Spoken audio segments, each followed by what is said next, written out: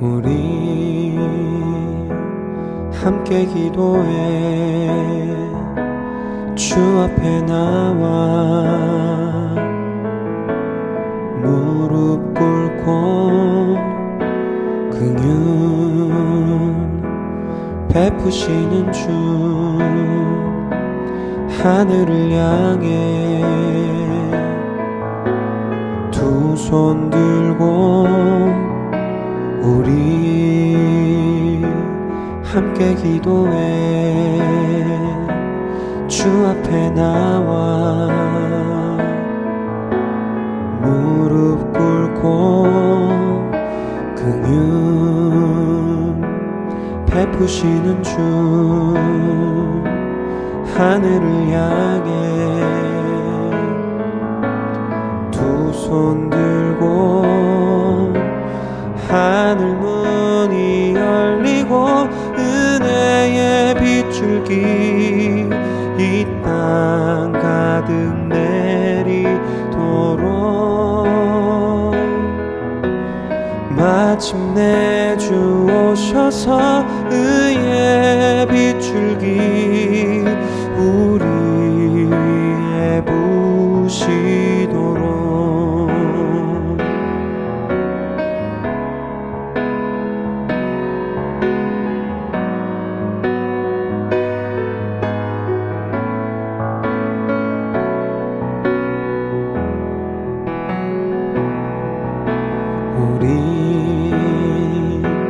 함께 기도해 주 앞에 나와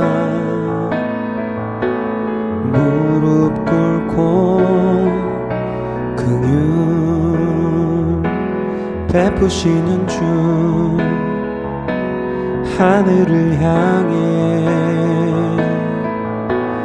두 손 들고 하늘 문이 열리고 은혜의 빗줄기 이 땅 가득 내리도록 마침내 주 오셔서 의의 빗줄기 우리 위에 부시도록 하늘 문이 열리고 은혜의 빗줄기 이 땅 가득 내리도록 마침내 주 오셔서 의의 빗줄기 우리 위에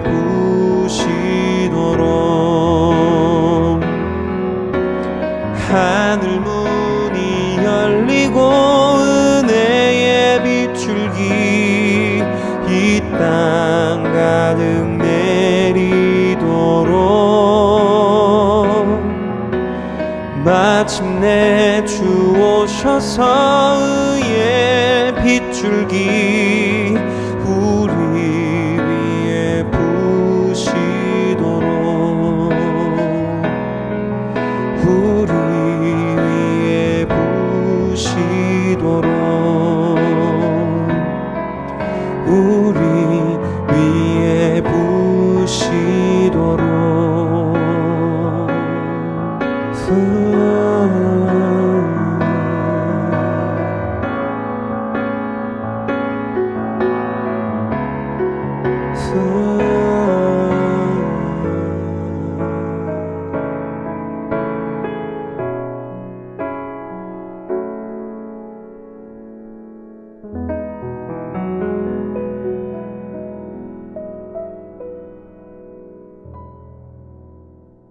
사랑하는 성도 여러분, 또 오늘도 주 안에서 또 여러분들의 삶 속에 또 하나님의 능력과 권세가 임하는 또 그런 복된 또 하루가 되기를 원합니다.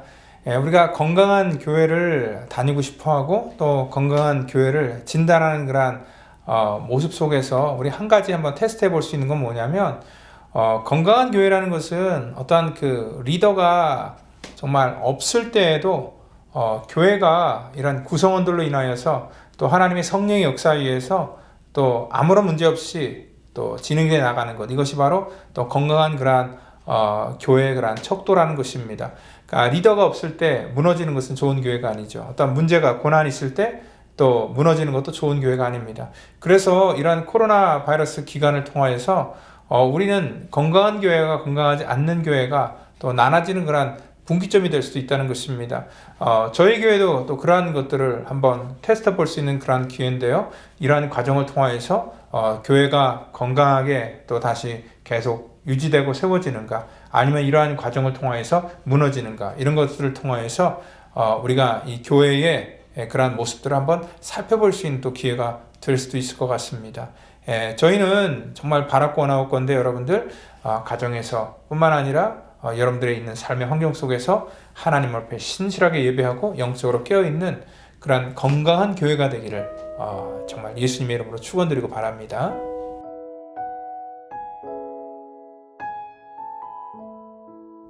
그때에 헤롯 왕이 손을 들어 교회 중에서 몇 사람을 해하려 하니 요한의 형제 야고보를 칼로 죽이니, 유대인들이 이 일을 기뻐하는 것을 보고 베드로도 잡으려 할세 때는 무교절 기간이라. 잡음에 옥에 가두어 군인 넷씩인 네 패에게 맡겨 지키고 6월절 후에 백성 앞에 끌어내고자 하더라. 이에 베드로는 옥에 갇혔고 교회는 그를 위하여 간절히 하나님께 기도하더라. 헤롯이 잡아내려고 하는 그 전날 밤에 베드로가 두 군인 틈에서 두 쇠사슬에 매어 누워 자는데, 파수꾼들이 문 밖에서 옥을 지키더니 호련히 주의 사자가 나타나매 옥중에 광채가 빛나며 또 베드로의 옆구리를 쳐 깨워 이르되 급히 일어나라 하니 쇠사슬이 그 손에서 벗어지더라. 천사가 이르되 띠를 띠고 신을 신으라 하거늘 베드로가 그대로 하니 천사가 또 이르되 겉옷을 입고 따라오라 한데 베드로가 나와서 따라갈새 천사가 하는 것이 생시인 줄 알지 못하고 환상을 보는가 하니라. 이에 첫째와 둘째 파수를 지나 시내로 통한 쇠문에 이르니 문이 저절로 열리는지라. 나와서 한 거리를 지나매 천사가 곧 떠나더라. 이에 베드로가 정신이 들어 이르되 내가 이제야 참으로 주께서 그의 천사를 보내어 나를 헤롯의 손과 유대 백성의 모든 기대에서 벗어나게 하신 줄 알겠노라 하여 깨닫고 마가라 하는 요한의 어머니 마리아의 집에 가니 여러 사람이 거기에 모여 기도하고 있더라. 우리 그 안디옥 교회에 뿐만 아니라 예루살렘 교회에 이러한 많은 고통과 어려움을 통하여서 교회가 무너지는 것이 아니라 오히려 든든히 세워져 나가는 것을 알 수 있고요. 그리고 또한 이 예루살렘 교회는 지금 풍비박산이 난 그러한 상태입니다. 정말 이 스데반 박해 이후에 모든 그런 성도의 리더들이 많은 곳으로 떠났고요. 그리고 교회에는 지금 남아있는 그러한 리더들조차도 지금 붙들리고 있습니다. 근데 그전에는요, 우리가 이 박해가 그러한 그 같은 민족 안에서 일어났던 고소와 고발이고 그러한 그 박해였다면은 이제는 그 박해의 규모가 어떤 그 민족 안에서 미워하고 질투하는 그러한 관점을 뛰어넘어서 이 국가적인 박해로 지금 바뀌어버렸다는 것이 훨씬 더 심각한 그러한 내용입니다. 그러니까 예루살렘 교회를 그때 박해했던 것은 유대인들이 그 교회 교인들을 잡아다가 가두고 또한 그들에게 위협을 가하고 그래서 예수의 복음을 전하지 못하겠지만, 이제는요 이 국가적인 그러한 차원에서 그래서 헤롯 왕이 손을 들어 교회 중에 몇 사람을 해하려 하여 요한의 형제 야고보를 칼로 죽였다. 그러니까 헤롯 왕이 지금 이 국가적인 차원에서 합법적으로 교회를 지금 박해하는 그러한 모습을 볼 수 있답니다. 그래서 교회 우리 그 사도 중에 한 명인 그러한 그 야고보 사도를 잡아다가 죽이는, 그래서 순교를 당하는 그러한 일들이 있었고요. 또 그거를 보면서 사람들이 그 민중들이 좋아하니까 헤롯은 어떻게든지 간에 그 백성들의 인기를 얻고자 더 강한 그런 핍박을 가하게 되고, 그래서 또한 그 리더십 중에 한 사람, 가장 그 으뜸이었던 베드로조차도 지금 붙들어 감옥에 가다 놓은 그러한 상태가 되었다는 것입니다. 여러분들 이렇게 베드로를 붙잡아 놓고요. 여기 이 본문 4절을 보니까 아마 그 수많은 군인들이요. 군인 4씩이 4패에게 맡겨 지키고 그러니까 이게 막 24시간 동안 계속 16명이 이 베드로를 철저하게 감시했다라는 것들을 말하고 있고요. 그리고 15절 5절을 보니까요. 베드로는 옥에 갇혔고 교회는 그들을 위하여 간절히 하나님께 기도하더라. 할 수 있는 게 아무것도 없어서 그 옥에 갇힌 베드로를 위해서 지금 열심으로 그들은 하나님 앞에 기도하고 중보하고 있는 것을 볼 수 있습니다.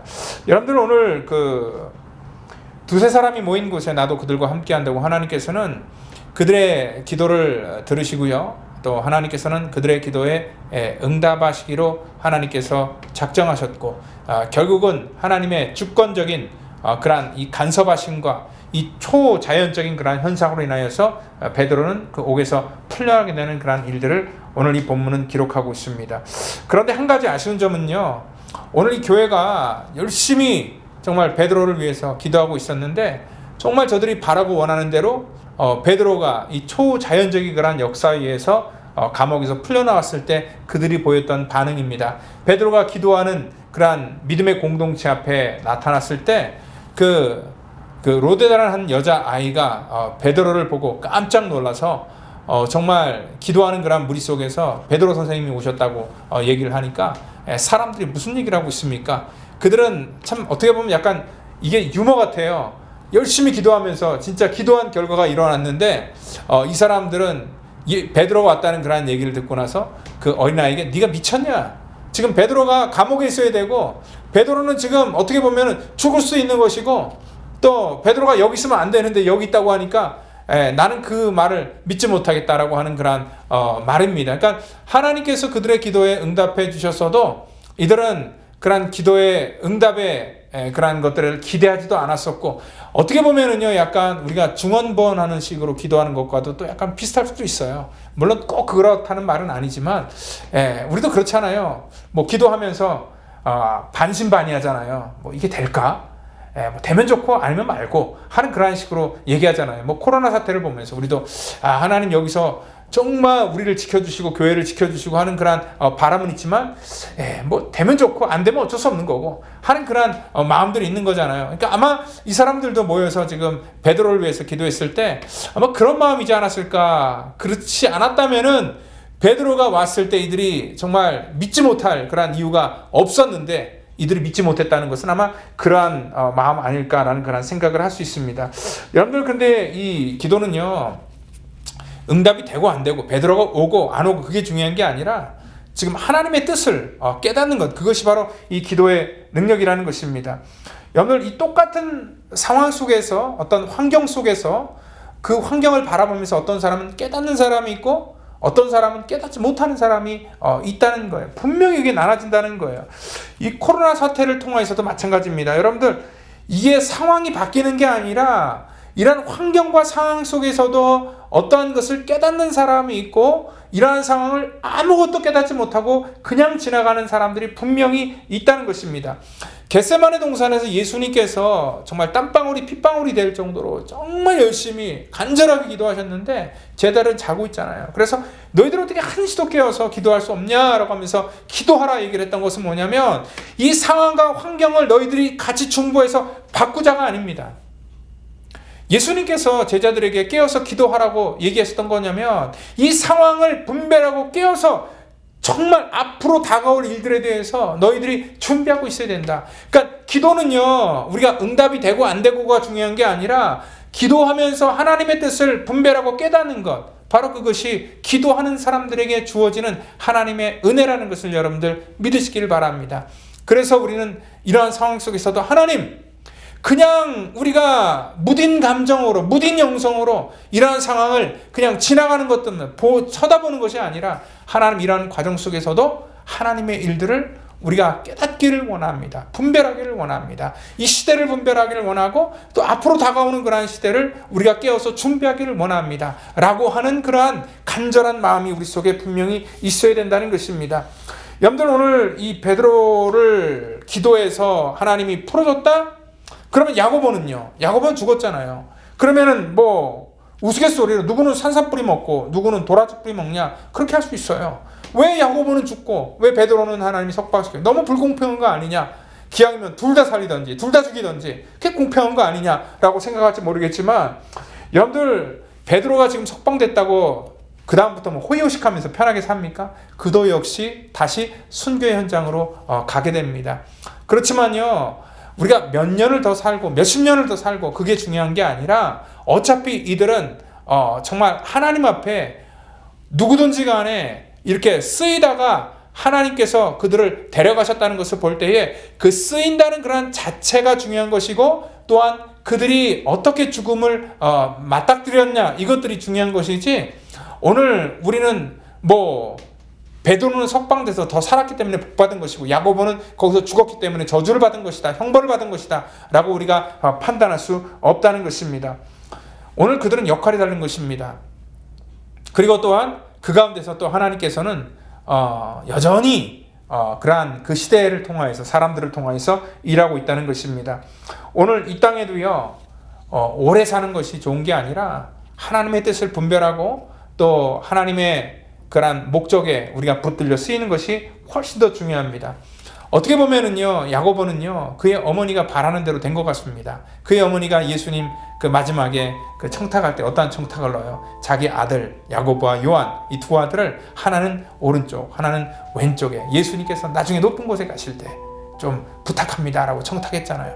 근데 그 어머니 부탁대로 된 것 같아요. 왜냐하면 야고보는 어떻습니까? 첫 번째 제자 중에 순교자가 되고요, 요한은 가장 마지막에 순교자가 됩니다. 그래서 이것조차도 역시 하나님의 그런 주권과 섭리 속에 되어진 일이다라고 할 수 있습니다.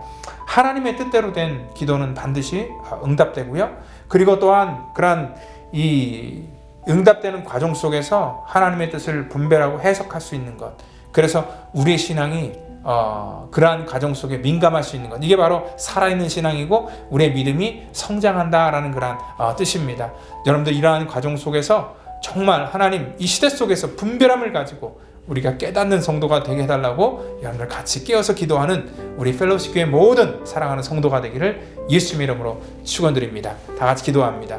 하나님 감사합니다. 오늘도 주의 풍성하신 그러한 이 궁휼하신 은혜가 우리 속에 있기를 원하는데, 하나님 시대를 보면서 하나님 우리가 깨닫는 아버지 그러한 믿음의 눈을 열어주시길 원합니다.